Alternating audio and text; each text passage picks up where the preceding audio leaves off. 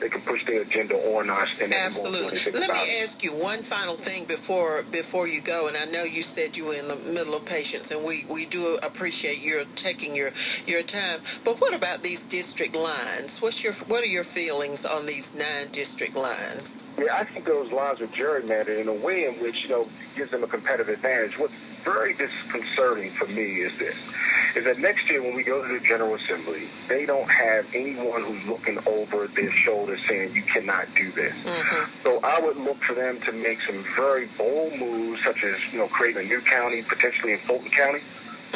If the consolidation doesn't work out, do they now say, well, we're going to create a county in Bibb called North Bibb County, to do things that create hobbles of opportunity for them to leave the rest of us out.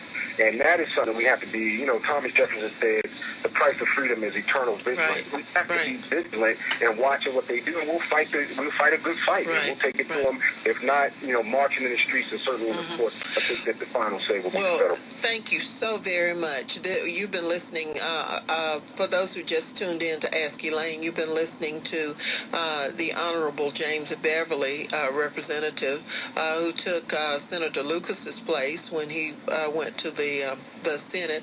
He's been talking about his concern and his opposition to this striking down of the Section 4 and, in effect, Section 5 of voting rights, and sounding the alarm. Thank you so very much for calling in, and you have an open invitation to call in to Ask Elaine at any time. Okay, I appreciate you. Thank you, Doc. Okay, all right. That was Representative James Beverly, and we appreciate him coming in. We do urge anyone, we don't all have to agree on everything, but I want us to know that there are some things that we have to come together on.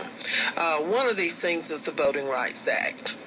And it doesn't matter whether you like me or not, or whether I like you or not, whether we get along otherwise or not, whether we agree on or disagree on most other things. But on this issue, ensuring voting rights, which was paid for by blood, sweat, and lives, we need to come together. So I would encourage all those of you who feel as we do that this opens the door for just widespread discrimination.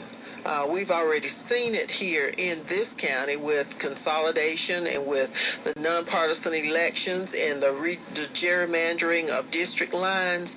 And so where will it go with this Supreme Court decision? Good afternoon, Ask Elaine.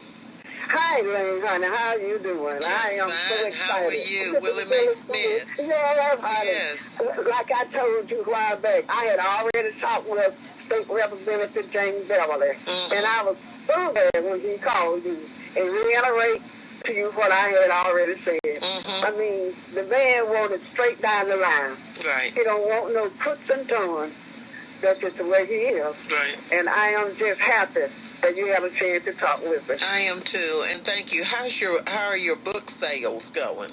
It's going pretty good. You're on Amazon now, aren't you? Yeah, honey. I've gotten 2 or 3 letters this week.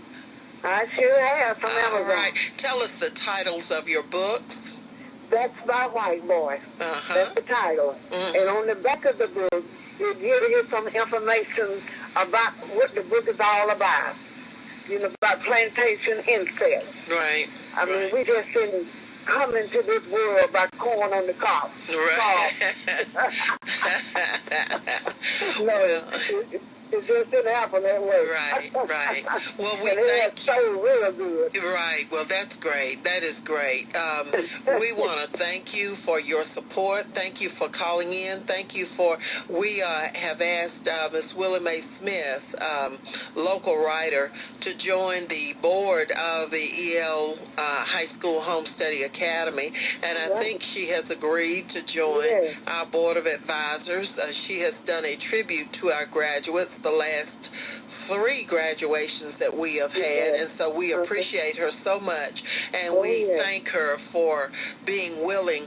We also, Ms. Smith, need to thank Dr. Lori Ugalik, for also accepting our invitation to join the board of EL High School Home Study Academy. She is a local chiropractor, and so we just appreciate the both of you so much, and we will be announcing several others that will be joining the board. But thank you so much for your call. We do appreciate you so very much. Okay, now I'll be there. All right, thank you so much. All right. Okay, our time. We have had some wonderful calls today. We do still have a few minutes for calls. 646-5858. You've been listening today to Ask Elaine. I am your voice, Elaine Lucas. I'm your voice at City Hall. I take it very seriously that you elected me and have for a number of years to go and to be your voice. And I certainly do plan to continue doing that. But I need your help and your support in this upcoming election, whenever that will be. So we are going to talk a little bit more about that at a later time. Good afternoon, Ask Elaine. Hello, Elaine. How are you doing today? Dr. Ficklin, how are you? I'm doing fine. I've been listening to the show. It's been a real good show. Oh, we've enjoyed talking with all the folks who've called in and who've expressed their concern over Section 4 and 5 being tampered with in the way that they have by the Supreme Court. And I'm going to let you just share with us whatever you'd like to share with us. I know you've got some grave concerns about it, and you're taking some action too. So go ahead with what you have to share with us today. Yeah, I was on the phone this morning with Jennifer Stevens from the Justice Department, and she was very limited in what she could share, but she did say that there was some other actions going on because I was trying to get in contact with the division of the Justice Department that I had recently contacted, and she said that give them a few days, but just know that there are some other things going on. Because what this does, really, and I have to go into being a minister now, it puts us back into the 60s. Right. The mercy. And the sad thing is that we have those people who are representing us in Atlanta who put us basically in this predicament. Right. And we are at their mercy now because we know that certain ones control all of the things, and as said in the paper today, that they can go ahead and have the election when they get ready. I hope that they don't try to push it and have it on the 16th of July like it was originally planned, but we don't know. Well, they'd love to do that if they could, but I don't think they'll be able to do that. But I wouldn't put it past them. I wouldn't put it past them to try, but I have to. I was saying I have to look at my ministerial duties, and then I have to say that God allows certain things to happen so that we can get ourselves straight. Because while we depended upon the Justice Department fend for us, now we have, like he told Moses, what you got in your hand. We do have vote in our hand. And we are going to have to get out and vote. We're going to have to register people. We're going to have to vote like never before. Right. And we have to go back and do what our forefathers did. We're going to have to decide that this is the best person for our community, whether I like them or not, and we're going to have to vote that way. That's what this is pushing us to do. It is. Get out and do the things that have worked in the past so that we will not be subject to the kinds of things that we've already seen that people want to subject us to.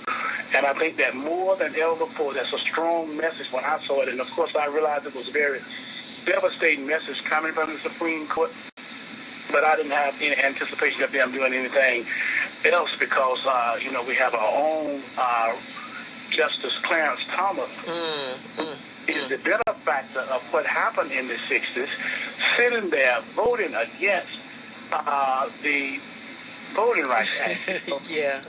It's really it's like we had 3 Democrats in our legislative delegation, and I mean they supported consolidation, which with the new district lines, all of that is against the people that they represent. So it's the same kind of thing. So when I thought about them and thought about him, I just shook my head and said, it does happen. But what we have to learn from this is that now we've got to get out and vote. We got to tell our neighbor, tell our friends, tell our children, tell our parents. We must vote. If they say we're going to have it next week, we got to stop what we're doing and get out and vote. We cannot sit idly by and allow this to happen. We've got to vote like never before. We got to vote in strong numbers. That's the only message. We don't have anybody to help us but ourselves. We must fend for ourselves. That's right. That's right. Frederick Douglass said a long time ago, him who would be free himself must strike the blow. All right. They are the ones that got to go and vote. You're absolutely right. You and your listening audience with that, and I want